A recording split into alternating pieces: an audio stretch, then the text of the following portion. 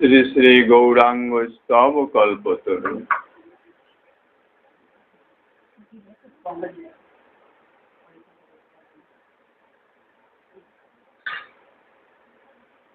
মহাসম্পদ্দলাদপি পতিতমুদ্ধৃত্য কৃপয়া স্বরূপিজ শ্রীকুজনমপি মাং নশ্য মোদিতা পুরো গুঞ্জহারং প্রিয়মপি চ গোবর্ধনশীলাং দদৌ মে গৌরাঙ্গ হৃদয় উদয়ন মাং মদয়তি।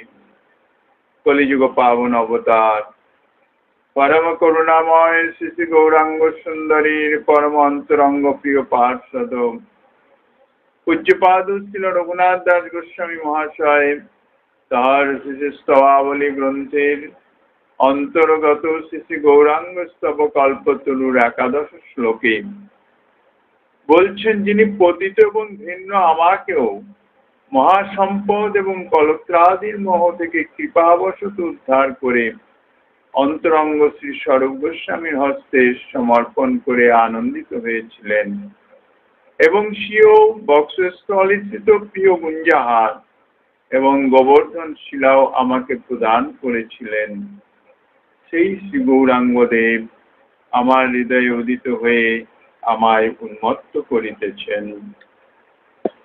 এই শ্লোকের প্রথম চরণ অর্থাৎ মহাসম্পদ এবং কলত্রাদি থেকে উদ্ধার এবং স্বরূপ দামোদরের হস্তে সমর্পণ ইত্যাদি সম্বন্ধে আমরা ইতিপূর্বে আস্বাদন করেছি।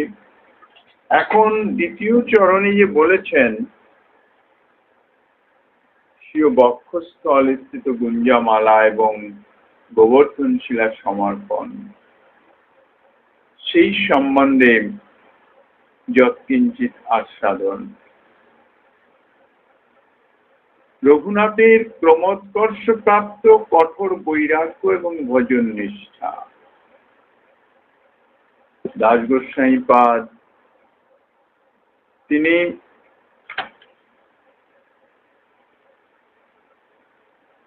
ইন্দ্র সম ঐশ্বর্য অপ্সরা সম যে নারী সমস্ত কিছু ত্যাগ করে এসছেন, শ্রীমন মহাপ্রভুর শ্রীচরণে একান্তভাবে আশ্রয় গ্রহণ করেছেন। মহাপ্রভু তাকে শ্রী অন্তরঙ্গ দ্বিতীয় স্বরূপ শ্রী স্বরূপ দামোদর গোস্বামীর হস্তে সমর্পণ করে দিয়েছেন। রঘুনাথ দাস গোস্বামীকে বলেছেন, তোমার যাহা কিছু প্রয়োজনীয় তুমি এর থেকেই পাবে। আজন্ম বিরক্ত রঘুনাথ, জন্ম থেকেই বলতে গেলে বিষয়ে বিরক্ত। কঠোর বৈরাগ্য এবং ভজন নিষ্ঠা যাহা রঘুনাথের মধ্যে দেখা যায়, এই জন্য বলা হয় রঘুনাথের ভজন যেন পাষাণের রেখা। কোনোভাবেই ভজন নিয়মের কখনো ছুট হয় না। আর বৈরাগ্য যদি না থাকে তাহলে ভজনের নিষ্ঠা প্রাপ্ত হওয়া যায় না। বৈরাগ্য অর্থাৎ বিষয়ে বিরক্তি, জড়জাগতিক ভোগ্য বিষয়ে অন্তরের বিরক্তি উৎপাদন করে। দাস গোস্বামীপাদ এলেন অত্যন্ত কঠোর অবস্থা। একে তো 20 দিনের পথ, দিবারাত্র চলে 12 দিনে এসে পৌঁছেছেন। তারপর তার মধ্যে পথে 3 দিন মাত্র ভোজন পেয়েছিলেন যৎকিঞ্চিৎ। তাই মহাপ্রভু স্বরূপ দামোদর গোস্বামীকে বলছেন এবং গোবিন্দকেও বলেছেন যে পথে অত্যন্ত অনিয়ম করেছে, একে তুমি একটু ভালো মতন সন্তর্পণ করো। প্রসাদ ইত্যাদি দেওয়ার দায়িত্ব হচ্ছে অন্তরঙ্গ সেবক গোবিন্দের উপর। গোবিন্দ নিত্য মহাপ্রভুর ভুক্তাবশেষ অর্থাৎ রামৃত দাসগোসাইপাদকে দিতেন। দাসগোসাইপাদ কয়েকদিন ভোজন করলেন, একটু বিশ্রামে শরীরও সুস্থ হলো, কিন্তু এই যে নিশ্চিত ভোজন প্রাপ্তি, এটা তার মন চাইল না। আর তারপরে মহাপ্রভুর এখানে ভোজন প্রসাদ, মহাপ্রসাদ, উত্তম উত্তম প্রসাদও আছে। দাসগোসাইপাদ এবার কঠোর বৈরাগ্য শুরু করলেন, কেননা মহাপ্রভুর ভক্তগণে বৈরাগ্য প্রধান, যাহা দেখি তুষ্ট হন গৌর ভগবান। এ বৈরাগ্য বাইরের ত্যাগ তিতিক্ষা নয়। বাইরে আমি বৈরাগ্য প্রদর্শন করলাম নিজের লাভ পূজা প্রতিষ্ঠার জন্য, সেটা নয়। অন্তর থেকে বিষয়ে বিরক্তিটাই হচ্ছে যথার্থ বৈরাগ্য। এখন অন্তরে যদি যথার্থ বিরক্তি থাকে, তাহলে যারা সংসার থেকে সমস্ত কিছু থেকে চলে এসছেন, সবকিছু ছেড়ে দিয়েছেন, তাদের বাহ্যিক আচরণেও সেটা প্রকাশিত হবে। যে সমস্ত গৃহস্থ ভক্ত গৃহে আছেন, তাহাদের জন্য মহাপ্রভুর বক্তব্য যথাযোগ্য বিষয় গুঞ্জ অনাসক্ত হইয়া। এই অনাসক্ত মানেই বিষয়ে বিরক্তি বা বৈরাগ্য। বিষয়ে তুমি যতটুকু প্রয়োজন ততটুকু ভোগ করো, কিন্তু বিষয়ের প্রতি কোনো ভোগ আকাঙ্ক্ষা নয়, কোনো লালসা নয়, কোনো আসক্তি নয়। আর যারা ত্যাগ করে এসছেন, সংসারে অবস্থান নাই, তাদের তো আরো বেশি কঠোরতা অবলম্বন করতে হয়। শুধুমাত্র শরীর রক্ষার্থে যতটুকু প্রয়োজন ততটুকুই গ্রহণীয়, কেননা শরীর রক্ষা করা হচ্ছে ভজনের নিমিত্ত, ভোগের নিমিত্ত নয়। যা কিছু আমরা শরীর পুষ্টির জন্য ভোজন করি, শরীর যদি সুস্থ থাকে, পুষ্ট থাকে, তাহলে ভজন করতে পারবো। ভজনের উদ্দেশ্যে শরীরের যে সুস্থতা, শরীরের যে পুষ্টতা, তার মুখ্য উদ্দেশ্য হচ্ছে ভজন। তাহলে সেটিতে কখনো আসক্তি আসে না। আর যদি অন্তরের ভোগের ইচ্ছা থাকে, অর্থাৎ যদি তার জিহ্বায় ভালো লাগে, স্বাদ খুব ভালো লাগছে, তাইলে সেটা কিন্তু বৈরাগ্য হবে না, সেটাতে ত্যাগ হবে না, সেটাতে আসক্তি আরো উত্তরোত্তর বাড়তে থাকবে। তো দাসগোসাইপাদের যে বৈরাগ্য, সে হচ্ছে চরমতম, যার জন্য বলছেন পাষাণের রেখা। পাষাণে যদি কোনো দাগ কাটা যায়, তাহা যেমন মুছে যায় না, আর আমাদের যে বৈরাগ্য সেটি হচ্ছে জলের রেখা। জলের একটা দাগ দেওয়ার সঙ্গে সঙ্গে মুছে যায়। 5 দিন প্রসাদ গ্রহণ করলেন গোবিন্দর থেকে, তারপরে আর প্রসাদ নেন না। গোবিন্দ মহাপ্রভুর চরণে জানিয়ে দিয়েছেন, রঘুনাথ তো আর প্রসাদ পেতে আসে না। মহাপ্রভু স্বরূপকে জিজ্ঞাসা করছেন, কি ব্যাপার, রঘুনাথ প্রসাদ পেতে আসে না কেন? সর্বান্তর্যামী তিনি, তবুও লোক শিক্ষার্থে স্বরূপ দামোদরের শ্রীমুখ থেকে রঘুনাথের যে বৈরাগ্যের পরাকাষ্ঠার যে নিদর্শন আচরণ, তা প্রকাশ করাচ্ছেন। স্বরূপ দামোদর গোস্বামীপাদ বললেন যে রঘুনাথ এখন সারাদিন ভজন করে সন্ধ্যাবেলায় জগন্নাথ মন্দিরের সিংহদ্বারে দাঁড়িয়ে ভিক্ষা করেন। জগন্নাথ দেবের মন্দিরের এই নিয়ম চিরাচরিত, পূর্বকাল থেকে চলে আসছে। যারা ত্যাগী সারাদিন ভজনে থাকেন, সন্ধ্যার সময় তারা জগন্নাথ দেবের মন্দিরের সিংহদ্বারে দাঁড়িয়ে যান।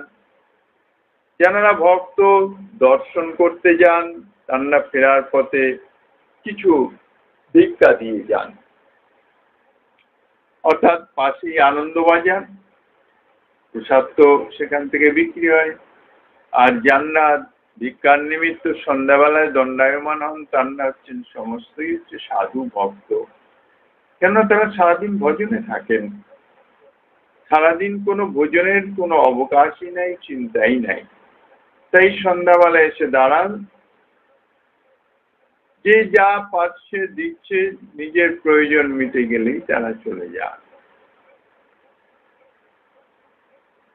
মহাপ্রভু শুনে খুব সন্তুষ্ট হলেন, খুব ভালো। কেননা এই নিশ্চিত উত্তম মহাপ্রসাদ এটি পাওয়ার থেকে ভিক্ষাবৃত্তি করা অনেক ভালো। চলল কিছুদিন এইভাবে। দাস গোস্বামীপাদ কিছুদিন ভিক্ষা করে ছেড়ে দিলেন, ছত্রে গিয়ে আনতে শুরু করলেন। ছত্র সমস্ত জায়গায় আছে, অন্ন ছত্র। মধ্যাহ্নকালে যে যায় তাকেই দেয়, যতক্ষণ থাকে ততক্ষণ দেয়। রঘুনাথ দাস গোস্বামীপাদ ছত্রে যেতেন, ছত্র থেকে নিয়ে তিনি চলে আসতেন। সংবাদ মহাপ্রভুর কাছে পৌঁছালো, রঘুনাথ এখন কি করে? বলছে রঘুনাথ এখন সিংহদ্বারের ভিক্ষাবৃত্তি ছেড়ে দিয়ে ছত্রে ভিক্ষা করে নিয়ে আসে। মহাপ্রভু শুনে বললেন, খুব উত্তম। তখন এই সিংহদ্বারে ভিক্ষাবৃত্তির সম্বন্ধে মহাপ্রভু বললেন, সিংহদ্বারে ভিক্ষাবৃত্তি হচ্ছে বেশ্যার আচার। কেননা চিত্ত বিক্ষেপ জন্মায়, অন্তরে কামনা জন্মায়। কিভাবে?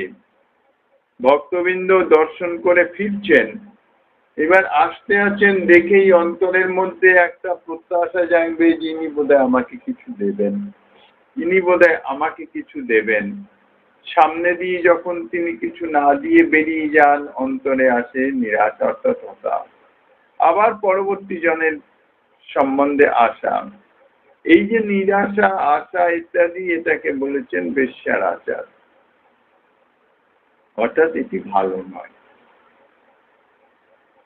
ছত্রে ভিক্ষা মেঘে খাচ্ছে অতি উত্তম। কিছুদিন বাদে দাস গোস্বামীপাদ সেটাও ছেড়ে দিয়েছিলেন। মহাপ্রভু খবর নেন, অত্যন্ত প্রিয় রঘুনাথ। খবর নিয়ে তিনি যখন শুনলেন ছত্রের এটাও ছেড়ে দিয়েছেন, তখন মহাপ্রভু আরো সন্তুষ্ট হলেন। কিন্তু কি করে?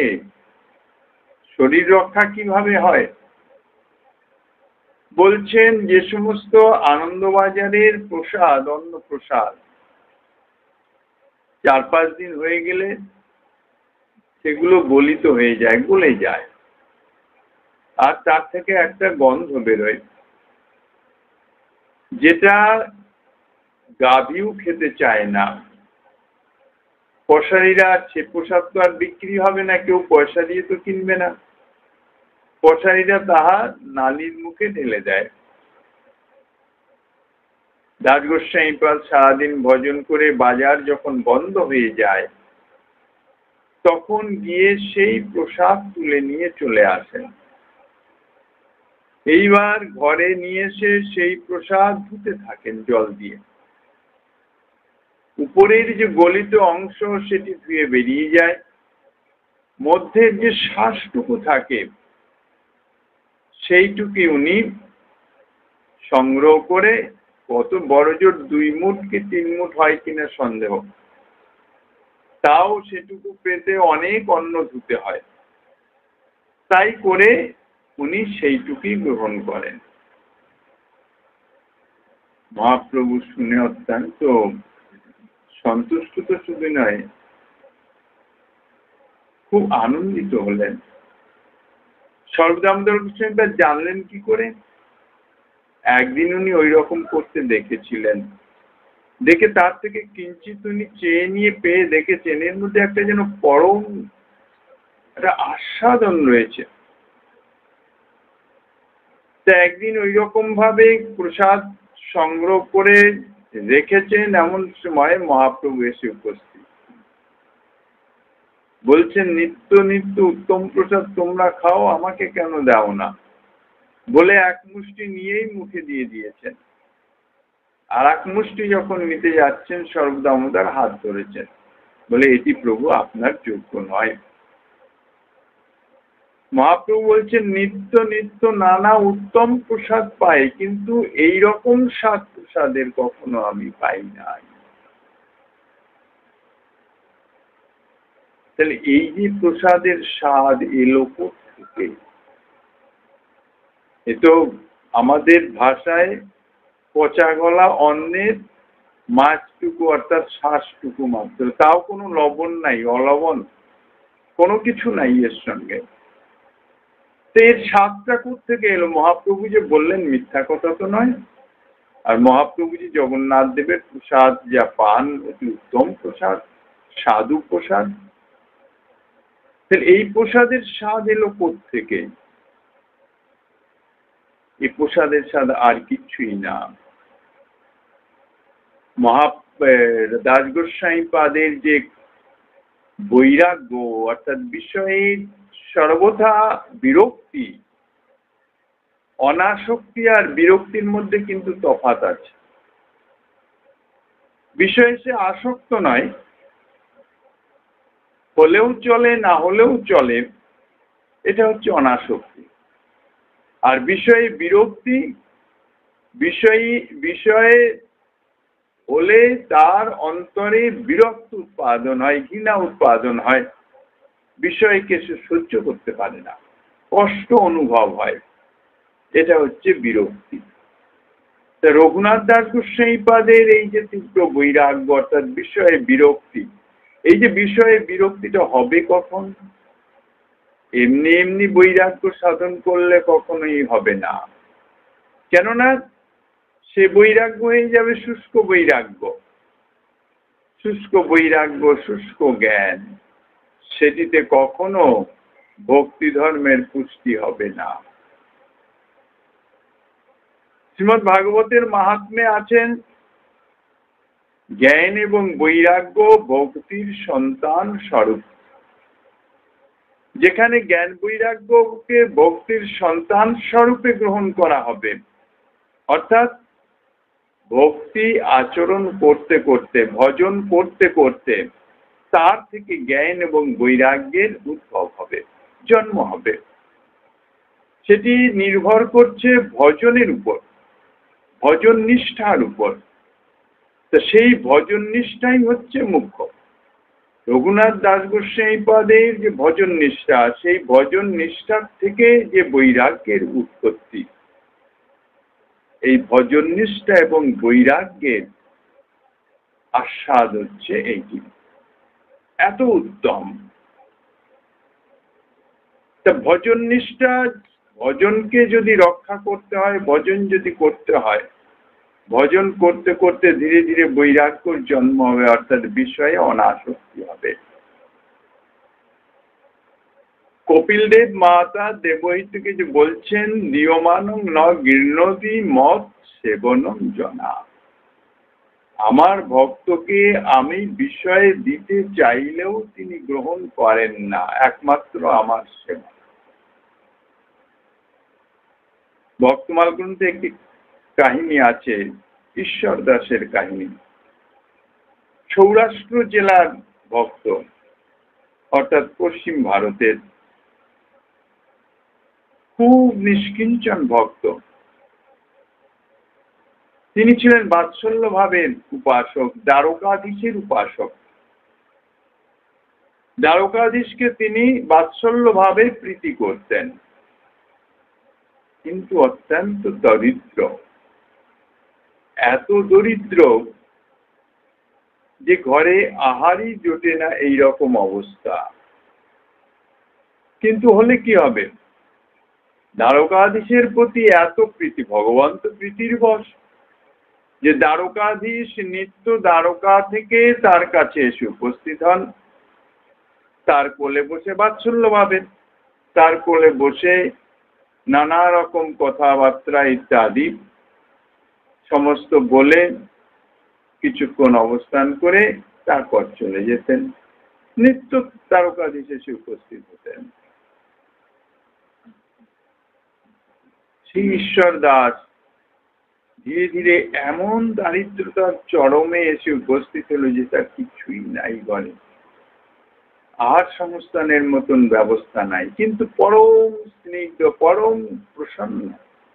কেননা বিষয় তো বিরক্তি, নিজের ভোগের তো কোনো আকাঙ্ক্ষা নাই, ভোগের কোনো নাই, কিন্তু ভক্তের যে দুঃখ কষ্ট ভগবান তো সইতে পারেন না। দ্বারকাধীশ ঈশ্বর দাসকে বলছেন, ঈশ্বর দাস, তোমার তো সংসারে এত দুঃখ এত কষ্ট, তুমি কিছু নাও, কিছু চাও আমার কাছে, কিছু বলো তোমার কি লাগবে। ঈশ্বর দাস বলে, প্রভু আমার তো কিছু লাগবে না, আমি তো খুব সুখে আছি, পরম সুখে আছি। এই যে সুখানুভব, এটি হচ্ছে বিরক্তির থেকে আসে। কেননা আমাদের দুঃখ অনুভব হয় কখন, যে বস্তু আমরা প্রত্যাশা করি, আমরা অন্তরে কামনা করি, চাই, আমরা যেটি আমরা প্রাপ্ত হতে চাই, সেই বস্তুটি যদি আমরা না পাই তাহলে দুঃখ অনুভব, পেলেই সুখানুভব। তো ঈশ্বর দাস তো জড়জাগতিক কোনো কিছু চাওয়া তার মধ্যে নাই, কাজেই তার মধ্যে দুঃখের লেশাভাসও নাই। তার চাওয়া হচ্ছে দ্বারকাধীশকে তিনি পাচ্ছেন, নিত্য পাচ্ছেন নিজের করে, কাজী পরম প্রসন্ন, পরম সুখী। কিন্তু প্রভু তো সহ্য হয় না, রোজই একই কথা বলেন, ঈশ্বর দাস তুমি কিছু নাও, কিছু নাও। একদিন ঈশ্বর দাস বলছেন, প্রভু সত্যিই আপনি আমাকে দেবেন কিছু? বলছেন, হ্যাঁ তুমি বলো না তোমার কি লাগবে বলো। বলছে, তাহলে আমাকে এই বর দেন যেন ভবিষ্যতে কোনোদিন আপনি আর আমাকে কিছু নেওয়ার জন্য বলবেন না। দ্বারকাধীশ তো হতচকিত হয়ে গেলেন, ঈশ্বর দাস এটি কি হলো, তুমি কিছু নিলে আমি সুখী হই, তুমি কেন নিতে চাইছো না, কেন তুমি এরকম বলছো, নিতে তো চাইছো না, আর ভবিষ্যতেও যাতে আমি না বলি সেই জন্য তুমি প্রার্থনা করছো। বলছে, আচ্ছা প্রভু একটা কথা বলেন, সত্যি সত্যি বলবেন, বলো কি জানতে চাও। বলছে, আমি আপনার কাছে আমার সাংসারিক প্রয়োজনে অর্থাৎ জাগতিক অভাব পূরণের জন্য অর্থ আদি আপনার কাছ থেকে নিলাম, আপনি দিবেন। আচ্ছা তখন কি আপনি এইরকম রোজ এসে আমার কোলে বসবেন? বলছে যে তোমার প্রয়োজন তো সব মিটে যাবে, তখন তো আমার আর আসার প্রয়োজন নেই। তাহলে এবার বুঝে দেখেন প্রভু, তাহলে আমার সে অর্থের কি প্রয়োজন যে অর্থে আমি আপনাকে হারাবো? এবার তো ঠাকুর আর কোনো উত্তর দিতে পারেন না। তো এই হচ্ছে বিষয়ে বিরক্তি। এইরকম যদি অন্তরে, তিনি গিরিভক্ত, কিন্তু অন্তরে যদি তাদৃশ বিষয়ে বিরক্তি না থাকে, তাহলে তার সঙ্গে কি আর ভগবানের এরকম প্রীতি জন্মায়, এরকম সাক্ষাৎ প্রাপ্তি হয়? দাস গোস্বামী পাদের তাদৃশ বিষয়ে বৈরাগ্য অর্থাৎ ভজন নিষ্ঠা থেকে যে বিষয়ের যে বৈরাগ্য, তার ফলে নিজের অন্তরে আপনা আপনি স্ফূর্তি প্রাপ্ত হয়, কি আমার করণীয়, কি আমার অকরণীয়। তারই স্বাদ, প্রভু তো ভজনের স্বাদ গ্রহণ করেন। অনন্তর কোটি বিশ্ব ব্রহ্মাণ্ডের অধিপতি কোনো উপাচারে তাকে সন্তুষ্ট করা যায় না। অন্তরের যে প্রেম প্রীতি ভালোবাসা, তারই স্বাদ তিনি গ্রহণ করেন। ভজনের প্রতি যে প্রীতি, যে নিষ্ঠা, তারই স্বাদ দাস গোস্বামী পাদের সেই স্বরান্যের গলিত অংশ বাদ দিয়ে অর্থাৎ ধৌত করে যে অন্তরের যে শ্বাসটুকু, তার মধ্যে মহাপ্রভু গ্রহণ করেছেন। তাই দাস গোস্বামী পাদের এই যে প্রমোদকর্ষ প্রাপ্ত, ধীরে ধীরে প্রথমে সিংহদ্বারে দাঁড়ানো, তারপরে ছত্রে মাগা, তারপরে গিয়ে এই অবস্থা, অর্থাৎ ধীরে ধীরে বৈরাগ্যের যে পরাকাষ্ঠা, ভজনের যে ভজন নিষ্ঠার যে পরাকাষ্ঠা দেখে প্রভু এত সন্তুষ্ট হলেন, এত আনন্দিত হলেন যে তাকে নিজের প্রাণ সমপ্রিয় যে গোবর্ধন শিলা এবং গুঞ্জামালা সেটি প্রদান করলেন। নিজের অন্তরের জিনিস, ভজনের জিনিস কাউকে তো দেওয়া যায় না। কাকে দেওয়া যায়? যাকে নিজের প্রাণ থেকেও প্রিয় বলে অনুভব করা যায়। সেই যে গোবর্ধন শিলা গুঞ্জামালা প্রভু কোথায় পেয়েছিলেন? কবিরাজ গোস্বামীপাদ তার শ্রী চৈতন্য চরিতামৃতে বর্ণনা করেছেন। শঙ্করারণ্য সরস্বতী বৃন্দাবন হইতে আইলা, তাহা হইতে সেই শিলা মালা লইয়া গেলা। পার্শ্বে গাথা গুঞ্জামালা গোবর্ধনের শিলা, দুই বস্তু মহাপ্রভুর আগে আনি দিলাম। বৃন্দাবনের গুঞ্জা অত্যন্ত বিখ্যাত, যুগল কিশোরের অত্যন্ত প্রিয় এই গুঞ্জামালা। শঙ্করানন্দ সরস্বতী বৃন্দাবন থেকে যখন নীলাচলে এলেন, তখন সেই গুঞ্জামালা এবং গোবর্ধন শিলা অর্থাৎ গিরিরাজ শিলা, ছোট এক খণ্ড শিলা তাই সঙ্গে নিয়ে এসেছিলেন এবং সেই দুইটি অর্থাৎ গুঞ্জামালা এবং শিলা মহাপ্রভুকে দিলেন, অর্পণ করলেন। দুই অপূর্ব বস্তু পাইয়া প্রভু তুষ্ট হইলাম, স্মরণের কালে গলে পরে গুঞ্জামালা। গোবর্ধনের শিলা কভু হৃদয়ে নেত্রে ধরে, কভু নাসায় ঘ্রাণ লয়, কভু লয় শিরে। নেত্র জলে সেই শিলা ভিজে নিরন্তর, শিলাকে কহেন প্রভু কৃষ্ণ কলে বর। সাক্ষাৎ শ্রীকৃষ্ণের স্বরূপ গোবর্ধন শিলা। দুই বস্তু পেলে প্রভু যখন স্মরণে বসেন, ভজনে বসেন, ভক্ত অবতার প্রভু ভক্তের যে আদর্শ সেটি করেন। গুঞ্জামালাকে স্মরণের কালে আমরা যেমন পঞ্চমালা গলায় করি, তার মধ্যেও গুঞ্জামালাই আছে, সেটি গলায় ধারণ করতেন। আর গোবর্ধন শিলার প্রতি এত প্রীতি যে কখনো বুকে ধরেন, কখনো মুখে নেন, কখনো চুম্বন করেন, কখনো নেত্র জলে স্নান করান। এইরকম ভাবে গোবর্ধন শিলার প্রতি প্রভু প্রীতিময়ী সেবা করেন। এই মতো 3 বৎসর শিলামালা ধরিল, তুষ্ট হইয়া শিলামালা রঘুনাথে দিল। 3 বৎসর প্রভু এইভাবে গুঞ্জামালার শিলার সেবন করেছেন। তারপরে রঘুনাথ দাস গোস্বামীপাদের এই ভজন নিষ্ঠা, কঠোর বৈরাগ্যের উৎকর্ষতা, চরমোৎকর্ষতা, ক্রমোৎকর্ষতা দেখে অত্যন্ত সন্তুষ্ট হয়ে নিজের অন্তরের ধন, প্রাণপ্রিয় বস্তু রঘুনাথ দাস গোস্বামীপাদকে সমর্পণ করলেন। যোগ্য পাত্র, যাকে তাকে তো দেওয়া যায় না, মর্যাদা রাখতে পারবে না। প্রভু কহে এই শিলা কৃষ্ণের বিগ্রহ, ইহার সেবা করো তুমি করিয়া আগ্রহ। প্রভু বলছেন এই যে শিলা, এ কিন্তু সাক্ষাৎ শ্রীকৃষ্ণের স্বরূপ। তুমি এর সেবা করো আগ্রহ করে, আগ্রহ অর্থাৎ প্রীতি সহকারে, যত্ন সহকারে তুমি এর সেবা করবে।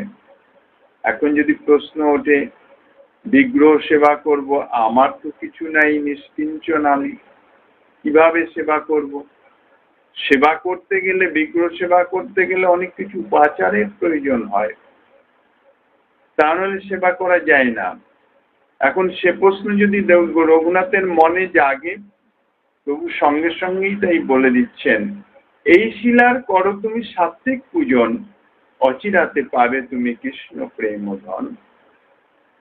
রাজসিক পূজন, তামসিক পূজন, সাত্ত্বিক পূজন আছে। তা মহাপ্রভু বলে দিলেন যে এই শিলার তুমি সাত্ত্বিক পূজন করবে। সাত্ত্বিক পূজনটা কি মহাপ্রভু তাও বলে দিয়েছিলেন। পরম বৈরাগী রঘুনাথ রাজপুত্র, পরম ঐশ্বর্যশালী হয়েও তিনি আজ সর্বত্যাগী ভিক্ষুক। ভিক্ষুক নন, কারণ প্রথমে ভিক্ষুক ছিলেন, এখন ভিক্ষুক নন, এখন হচ্ছেন নিষ্কিঞ্চন।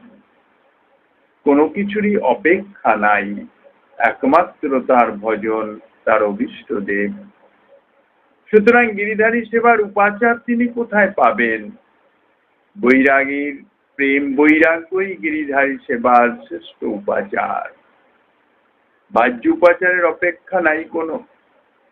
তাই প্রভু সাত্বিক পূজনের কথা বললেন। সাত্বিক পূজনটা কি সেটাও বুঝিয়ে বললেন, যে এক পূজা জল আর তুলসী মঞ্জুরি। সাত্বিক সেবা এই শুদ্ধভাবে করি। দুই দিকে দুই পত্র, মধ্যে কোমল মঞ্জুরি, এই মতো অষ্ট মঞ্জুরি দিবে শ্রদ্ধা করি। শ্রীহস্তে শিলা দিয়া এই আজ্ঞা দিলা, আনন্দে রঘুনাথ সেবা করিতে লাগিলা।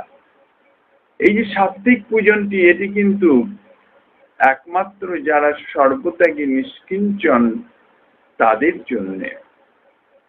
মহাপ্রভু বলে দিয়েছেন সাত্বিক পূজন। আমিও অমনি সাত্বিক পূজন করে দিলাম, ঠাকুর বসালাম, ঠাকুরের কোনো কিছু দিলাম না, শুধু একটু জল তুলসী দিয়ে দিলাম, ব্যাস হয়ে গেল, তাহলে কিন্তু হবে না। সাত্বিক পূজনের অধিকারী কে সেটি তো বিচার করতে হবে। যার চিত্তে বিশুদ্ধ সত্যের অধিষ্ঠান, তিনি সাত্বিক পূজার অধিকারী। সর্বদা নিষ্কিঞ্চন, সর্বত্যাগী, বৈরাগী, অর্থাৎ অন্তরে যার বিরাগে পরিপূর্ণ, জড়জাগতিক বিষয়ে সমস্ত কিছুর প্রতি বিরাগ বিরক্তি, তিনি সাত্বিক পূজনের অধিকারী। তিনি সাত্বিক পূজা করবেন।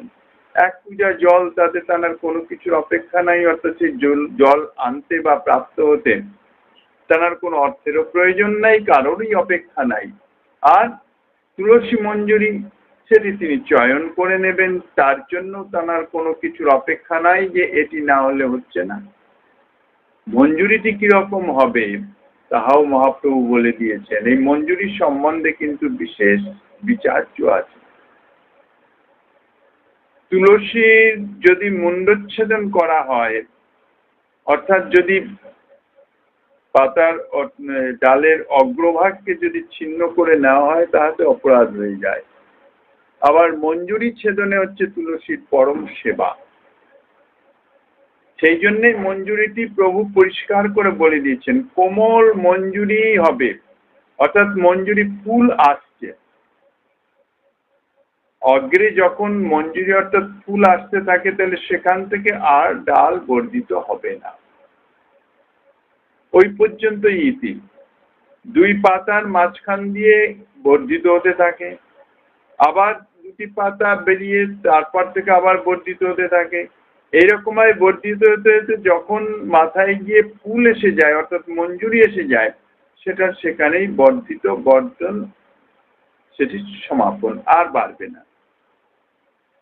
যদি তখন সেই মঞ্জুরির সঙ্গে দুটো পাতা, কোমল পাতা নিয়ে চয়ন করে নেওয়া হয়, তখন তার যে নিম্নবর্তী দুটি পাতা থাকে, তার গোড়া থেকে আবার নতুন করে ডাল ছাড়তে শুরু করে, অর্থাৎ তুলসী আরো বর্ধিত হতে থাকে, ঝাঁকড়া হতে থাকে।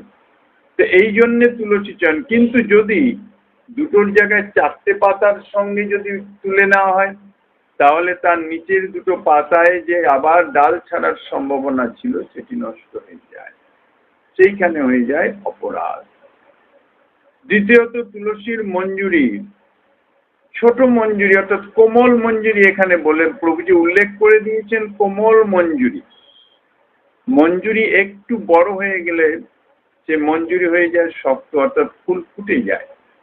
মঞ্জুরি অর্থাৎ কলি, আর প্রস্ফুটিত নয়, সেটি ফুল ফুটে যায়, আলাদা আলাদা হয়ে যায়। সেটি প্রভুর চরণে দিলে প্রভু তাতে কষ্ট পান, ব্যথা পান। নবনীত অপেক্ষাও কোমল চরণ, সে মঞ্জুরি কখনো দিতে নাই। এই জন্য প্রভু বিশেষ করে বলে দিয়েছেন, দুই দিকে দুই পত্র, মধ্যে কোমল মঞ্জুরি, এইভাবে মঞ্জুরি চয়ন করতে হয়। আর মঞ্জুরিতে প্রভুর যত প্রীতি, মঞ্জুরি প্রদান, সমস্ত কিছু নিয়ম সবকিছুই আছে। যাই হোক, এইভাবে অষ্টমঞ্জুরি দিতে বলেছেন, অর্থাৎ প্রভুর দুই চরণে চারটি চারটি করে 8টি মঞ্জুরি। কিভাবে দিবে? শুধু চন্দন মাখিয়ে দিয়ে দিলেই হবে না, বলছেন শ্রদ্ধা করি। এই মতো অষ্টমঞ্জুরি দিবে শ্রদ্ধা করি, অতি প্রীতি এবং শ্রদ্ধার সঙ্গে দিবে। কেননা ভগবানের আস্বাদন হচ্ছে তার অন্তরের প্রীতি, প্রীতি হচ্ছে তার কাছে চন্দন। এইভাবে মহাপ্রভু নিজে হাতে শিলা গুঞ্জামালা দিয়ে রঘুনাথ দাস গোস্বামীপাদকে সাত্বিক সেবা কিভাবে করতে হবে বুঝিয়ে দিয়ে সাত্বিক সেবার আদেশ দিলেন। এখন যদি এই জাতীয় কৃপা কেউ প্রাপ্ত হয় স্বয়ং মহাপ্রভুর কাছ থেকে, তাইলে তার হৃদয়ের আনন্দ কত বর্ধিত হয়, আর সেই সঙ্গে সঙ্গে তার ভজন নিষ্ঠা, ভজন উৎকর্ষ কত বর্ধিত হয়ে যায়। শ্রীপাদ স্বরূপ রঘুনাথ গোস্বামীপাদের গিরিধারী সেবার সংক্ষিপ্ত উপাচারও দিয়ে দিলেন। কেননা স্বরূপ দামোদরের হস্তে রঘুনাথ গোস্বামীপাদকে সমর্পণ করেছেন। এখন প্রভু তো গিরিধারী দিলেন, বসাবে কোথায়? রঘুনাথের তো কিচ্ছুই নাই, বসাবার তো একটা জায়গা চাই গিরিধারী। তো সেই সমস্ত উপাচার যা যা লাগবে সেগুলি স্বরূপ দামোদর গোস্বামীপাদ জোগাড় করে দিলেন। রঘুনাথ যখন পূজা করেন তখন গিরিরাজ শিলা আর দেখেন না, দেখেন সাক্ষাৎ ব্রজেন্দ্র নন্দন দণ্ডায়মান। প্রভু শ্রীহস্তে প্রদত্ত বস্তু প্রভু নিজের হাতে আমাকে অর্পণ করেছেন। রঘুনাথের অন্তরে যখনই এই স্মৃতি জাগরিত হয়, চিত্ত প্রেম ও রসে ভেসে যায়, আনন্দে পরিপূরিত হয়ে যায়, বাহ্য জ্ঞান আর থাকে না। সাত্বিক উপাচারের সেবায় রঘুনাথ ওই যে একটা একটা তুলসী মঞ্জুরি অর্পণ করেন, তাতে যে তার কত সময় চলে যায় ভাবাবিষ্ট হয়ে, কত আনন্দ সাগরে যে তিনি ভাসতে থাকেন, তাহা ভাষায় বর্ণনাতীত। ষোড়শোপচার পূজা উপাচার, ষোড়শোপচারের পূজা করেও এটার দৃশ্য আনন্দ কারো অনুভব হয় না। স্বরূপ দামোদর গোস্বামী কি দিলেন? এক বিতস্তি দুই বস্ত্র, পিড়ি একখানি। স্বরূপ গোসাই দিলেন পূজা আনিবারে পানি। এক বিঘা করে দুটি কাপড় দিলেন, একটি পিড়ি দিলেন, কাঠের পিড়ি, যার উপর গিরিধারীকে বসাবে। সেখানে বসাবার জন্য একটি কাপড়, আর উপরে উর্নি হিসাবে একটি কাপড়, দুইটি কাপড় দিয়েছেন, আর একটা পূজা দিয়েছেন জল আনবার জন্য। এই মতো রঘুনাথ করেন পূজন, পূজাকালে দেখে শিলায় ব্রজেন্দ্র নন্দন। প্রভুর সহস্ত দত্ত গোবর্ধন শিলা, এত চিন্তি রঘুনাথ প্রেমে ভাসি গেলাম। জল তুলসীর সেবায় তার যত সুখোদয়, ষোড়শোপচার পূজায় তত সুখ নয়। এই যে সেবাতে সুখ, সেবা সুখ লাভ হয় কখন? প্রীতিতে। যার অভিষ্টের প্রতি প্রীতি যত গভীর হবে তত তার সেই সুখ অনুভব হবে, সেবা সুখ অনুভব হবে। এই জন্য বলা হয় প্রেম সেবা।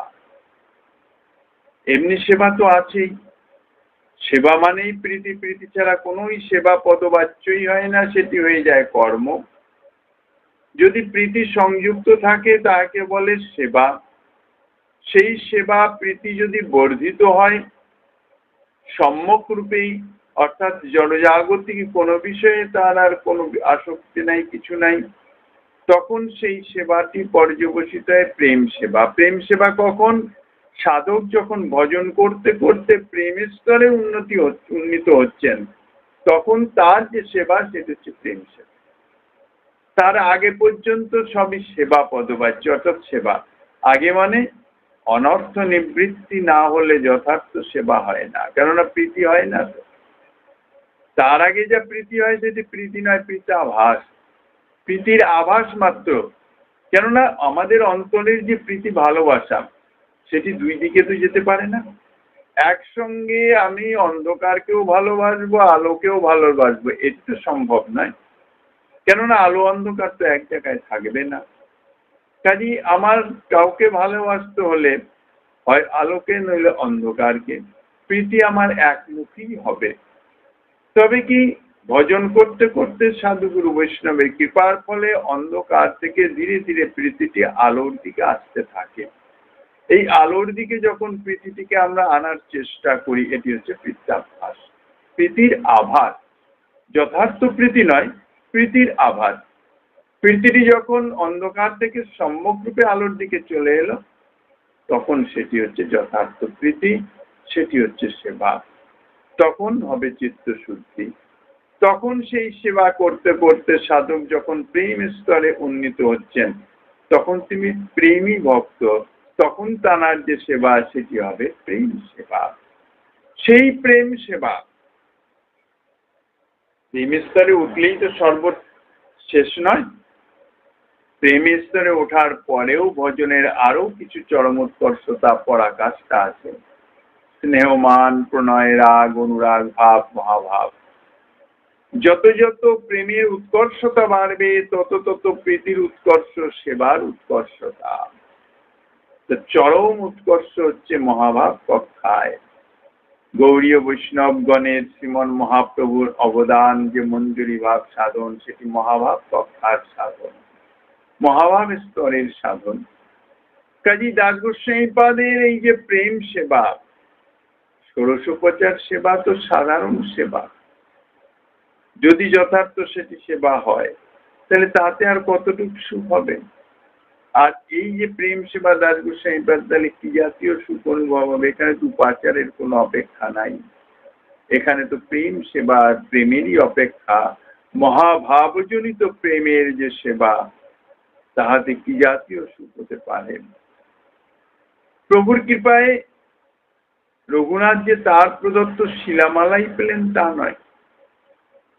প্রভু যে শিলামালা তাকে অর্পণ করলেন, আর তো কাউরে দেন নাই। কিছু উদ্দেশ্য নিশ্চয়ই আছে। উদ্দেশ্যটা কি? উদ্দেশ্য হচ্ছে রঘুনাথ দাস গোস্বামীপাদ নিজে সেটি অনুভব করেছেন। আর সেই উদ্দেশ্য অনুভব করেই, এই অনুভব দিয়ে আসে চিত্ত শুদ্ধ হলেই অনুভব এসে যায়। শুদ্ধ চিত্ত মানে স্বচ্ছ দর্পণ, আয়না। স্বচ্ছ আয়নার সম্মুখে যে বস্তুই আসুক, তার প্রতিবিম্ব ফুটে ওঠে। তো চিত্তটি যখন শুদ্ধ হয়ে যায়, তখন অপ্রাকৃত পরমার্থিক যে কোনো বস্তু সামনে আসুক, তার যথার্থ স্বরূপ তার চিত্তে স্ফূর্তি প্রাপ্ত হয়, পরিস্পুষ্ট হয়ে ওঠে, প্রকাশ পায়। তা প্রভুর উদ্দেশ্যটাও রঘুনাথ দাস গোস্বামীপাদের শুদ্ধ চিত্তে অনুভূত হলো। কি অনুভব করলেন দাস গোস্বামীপাদ? অভিপ্রায়ে বুঝে তিনি আনন্দে আত্মহারা হয়ে গেছেন, বাচ্য জ্ঞান হারা হয়ে গেছেন। দাস গোস্বামীপাদ বুঝলেন, শিলা দিয়া গোসাই মনে সমর্পিলা গোবর্ধনে, গুঞ্জামালা দিয়া দিলা রাধিকা চরণে। আনন্দে রঘুনাথের বাচ্য বিস্মরণ, কায়ে মনে সেবিলেন চৈতন্য চরণ। রঘুনাথ দাস গোস্বামীপাদ মনে মনে চিন্তা করলেন, এই যে শিলা, প্রভু বলেছেন এই সাক্ষাৎ কৃষ্ণের কলেবর, সাক্ষাৎ গোবিন্দ। অর্থাৎ গোবর্ধন, গিরিরাজ শিলা গোবর্ধন অর্থাৎ বৃন্দাবন। বৃন্দাবনে আমাকে সমর্পণ করে দিলেন, অর্থাৎ তোমার স্থান বৃন্দাবন। অথবা সাক্ষাৎ গোবিন্দকে আমার কাছে সমর্পণ করে দিলেন সেবার নিমিত্ত। অর্থাৎ গোবর্ধন অর্থাৎ গোবিন্দের তুমি সেবা করো। অর্থাৎ প্রকারান্তরে স্বয়ং মহাপ্রভু নিজেই শিলারূপে রঘুনাথের কাছে অবস্থান করছেন তার প্রেম সেবা গ্রহণের জন্য। এই অনুভবে গোবর্ধন আনন্দ। এটা তো হলো শিলা। গুঞ্জামালা, গুঞ্জামালা রাধারানীর অত্যন্ত প্রিয়া, রাধিকার স্বরূপ গুঞ্জামালা। সেই গুঞ্জামালা সমর্পণ করে মহাপ্রভু বোঝাতে চাইলেন রাধারানীর চরণে রঘুনাথকে সমর্পণ করলেন। উদ্দেশ্য, গোবিন্দ সেবা যদি করতে হয়, তাহলে রাধারানীর চরণাশ্রিত দাসী হয়ে গোবিন্দ সেবা করতে হবে। এই সেবার মধ্যে অনেক রহস্য আছে, অনেক উচ্চ স্তরের, যেটি অনুভব করে দাস গোস্বামীপাদ আনন্দে বাহ্যক জ্ঞান হারা হয়ে গেছেন। এত কৃপা প্রভু, এত কৃপা অনুভব করে দাস গোস্বামীপাদ কায়ে মনে বাক্যে সর্বতভাবে মহাপ্রভুর সেবায় রত ছিলেন যতদিন মহাপ্রভু প্রকট ছিলেন। তাই তো মহাপ্রভুর এই যে অন্তরঙ্গ লীলা, গম্ভীরা লীলা, স্বরূপ দামোদরের পশ্চাতে থেকে আনুগত্যে দাস গোস্বামীপাদ সেবা করে গেছেন। সেই যে তার যে অভিজ্ঞতা, তার যে সেই সেবানন্দ, সেই শেষ যে লীলা, গম্ভীরা লীলা, বৃন্দাবনে যখন তিনি আসেন, তানার মুখে শ্রবণ করে কবিরাজ গোস্বামীপাদ বৈষ্ণবগণের কৃপাদেশে শ্রী চৈতন্য চরিতামৃতে তাহা বর্ণনা করে গেছেন। প্রভুর সীমাহীন করুণার স্মৃতি বুকে নিয়ে রঘুনাথ কায়ে মনে প্রাণে শ্রী চৈতন্য চরণ সার একান্ত সম্বল করেছিলেন। সেই কৃপাময় প্রভু আজ রঘুনাথের চিত্তে উদিত হয়ে তাকে আনন্দে অধীর করে তুলেছেন। আমি অতি অভাজন, বেষ্টিত সম্পদ বন, ত্রিতাপ সে বনে দাবানল, স্বরূপের আশ্রয় দিয়া করুণাতে উদ্ধারিয়া প্রকাশিলা আনন্দ প্রবল। বক্ষে ধৃত গুঞ্জাহার গোবর্ধন শিলার, সপিলেন দয়া করি মোরে, এহেন দয়াল নিধি হৃদয়ে উদয়ে যদি, সে আনন্দ ধৈর্যকে বা ধরে। পরবর্তী শ্লোকে আস্বাদনী দিবেন শ্রীমন মহাপ্রভু শ্রী বিজয় লালের কৃপা হলে আবার আগামী দিনে আস্বাদনের